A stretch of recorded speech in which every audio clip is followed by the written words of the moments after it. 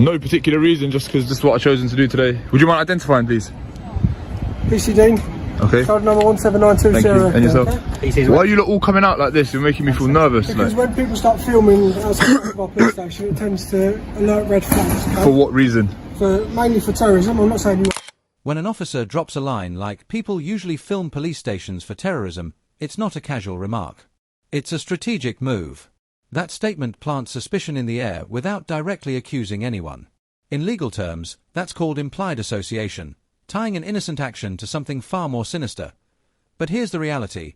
In the UK, recording in public spaces, even outside a police station, is not a crime. There's no blanket law that bans it.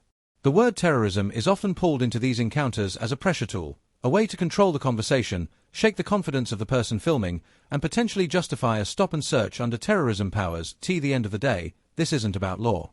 It's about leverage, and the more people understand that, the less power those tactics hold. Okay, but mainly because the majority of people come around, they like to film our cars, know what our registrations are, know what our police officers look like. What? Okay? Okay. No, obviously, just for getting in and out of the building safely and securely, so that in that way they can potentially perform a terrorist attack, okay, and have it all on recording. So that's why we come down and we like to check to make sure why they are. So you asked me to identify myself. Yeah, I'm not going to identify. No, no. Why is that? I'm not required to. I'm not committing any offence. You're not required to because you're not committing any offence. Yeah, absolutely. However, you are in a public place. Absolutely. Okay? Exactly. So under Section 50 of the Police Reform Act, okay, you could be required to identify yourself with name and address, or you could be arrested. Okay, if you're believed to be antisocial. So am I behaving antisocially? The officer then shifts gears and brings up Section 50 of the Police Reform Act 2002. Now, this law does allow police to demand your name and address, but only under very specific conditions.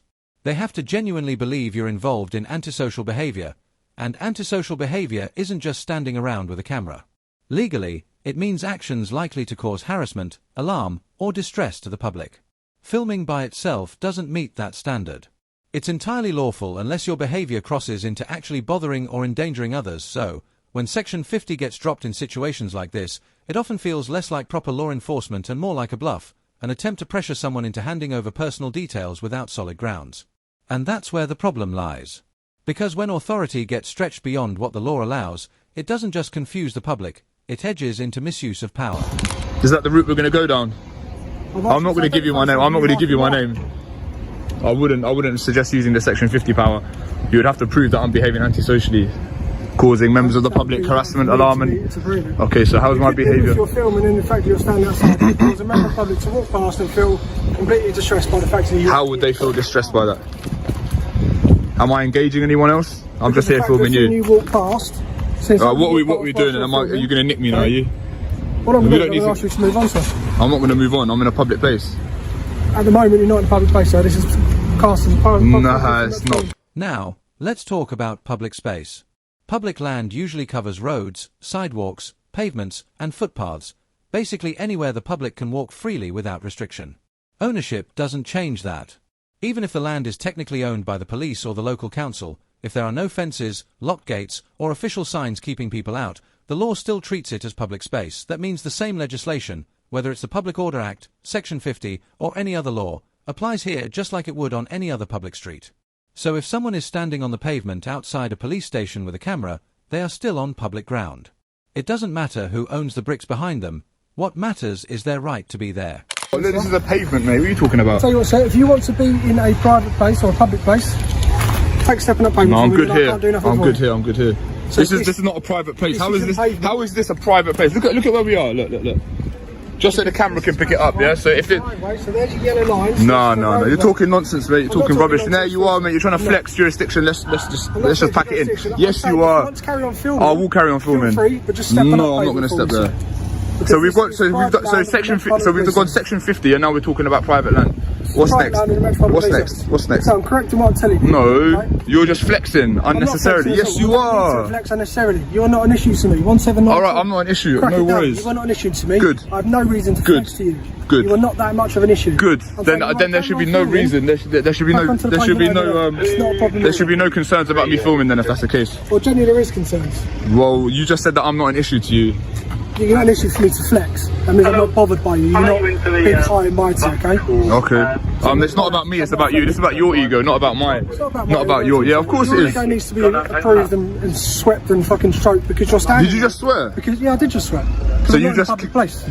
Of course you're in a public place, you just committed Section 5. I'm not in a public place. Hold on. Dean, bruh. This is pack it in, mate. Pack it in, mate. Place is over there. Pack it in, mate. Mate, pack it in right now. Don't swear again. We're all in a public place. This is all public. Private. This is all public. This is all publicly accessible. Show me where the boundary is that denotes public and private. No, double yellow line doesn't denote private property. Dean, mate, you're digging yourself a hole. You're digging yourself a hole. You just swore. You started with Section 50. Then you're saying private property. Even if this was private property, it's a civil matter. This is publicly accessible. This isn't private property anyway. This is private, mate. Mate, this has not been good. Mate, this ain't good. Okay. Why are you swearing? Can I swear? Can I use the F word? You can swear if you want, sir. So I can say fuck, yeah? Congratulations. Fuck. Yeah, no, I feel good, yeah. Just we'll carry through, we've got no paper. And you did swear in a public place. Private. This ain't private, mate. No, it's not. You're making yourself look ridiculous. Just go back inside, mate. Alright. You have to take a pinch of common sense. I don't have to take a pinch of nothing. I don't have to take any advice from any of you. I'm in a public place filming, which is lawful. And you've tried to threaten me. Yeah, you have. Yes, you have. You haven't educated me. I'm educating you right now. Go on. Like, with you standing so close to the entrance... I'm not obstructing you, am I? No, but you need to listen. With you standing so close to an entrance, filming, that poses security questions for us, okay? There are people who wish to do the police harm. Okay, I'm not one of those. Okay, but we don't know that, do we? Well, you have to go based on what you do know. You haven't identified yourself, so I don't need to. treat you as an unknown risk, so we don't know... Why am I at risk? This is a... Then there's this phrase that sometimes gets tossed around, unknown risk. On the surface, it sounds official, but legally, it means nothing. Police can't act on vague uncertainty. The standard they're bound by is reasonable suspicion, actual, concrete reasons to believe wrongdoing or danger is present. When officers throw around unknown risk, what they're really doing is lowering that bar to pure guesswork. And that's where human rights protections start to get undermined. Because if every citizen is treated as a potential threat just because they're not immediately identified, policing stops being about protecting the public and starts being about harassing the public. That's not lawful, and it's definitely not safe. Common sense. Based on what? If an old granny was filming here, would she be an unknown risk? You're not letting me finish, so that you can't understand my point. Okay. By you standing here, common sense would dictate that poses a security risk. Why? Is the building not secure? Like, you lot are armed, like you've got a taser. Like, what sort of security risk is it? You standing here constantly, filming cars coming in and out. Marked cars that are paid for by the taxpayer. I've got every right to film them. Right next to where gate opens in and out. Like I said, you're an unknown risk. You've got a bag. We don't know what you've got on you. You could run in. You could have something on you that we don't know. Yeah, well, so that's why. I mean, there's lots of members of the public that have stuff on them that you don't know. I know, but they're not.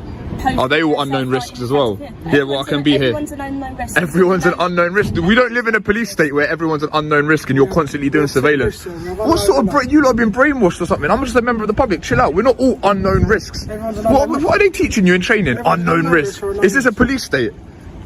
Do you have to spy on each other? All like we all have to like snitch on each other? What's going on here? Like, what is going on here? We have to manage risk.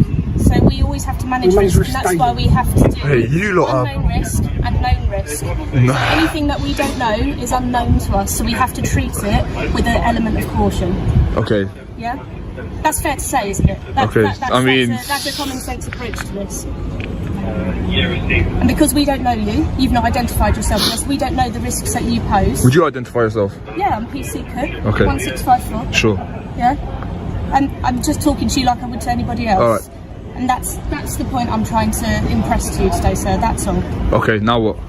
Well, like my colleague said, because we don't know you, we don't know the risks, we are going to just ask you to move on to the public point. This is public here, I guarantee you 100% this is public here. But with your proximity... And even if it was private, this is publicly accessible. Look, just for some context, right? He's saying this yellow line denotes where it's public, where it's private.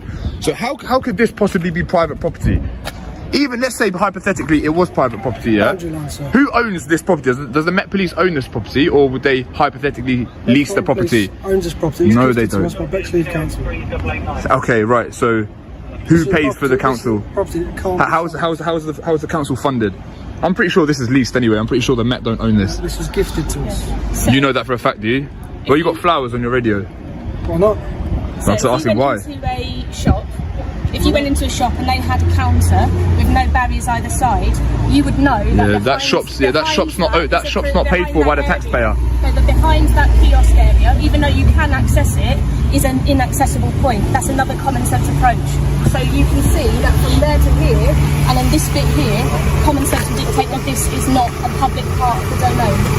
Yeah. Okay, well this is all paid for by tax money, so. But you have to you understand why we're talking. You understand how like fiscal policy works. So the government tax, and then they spend on public services, and this is that. Does that make sense?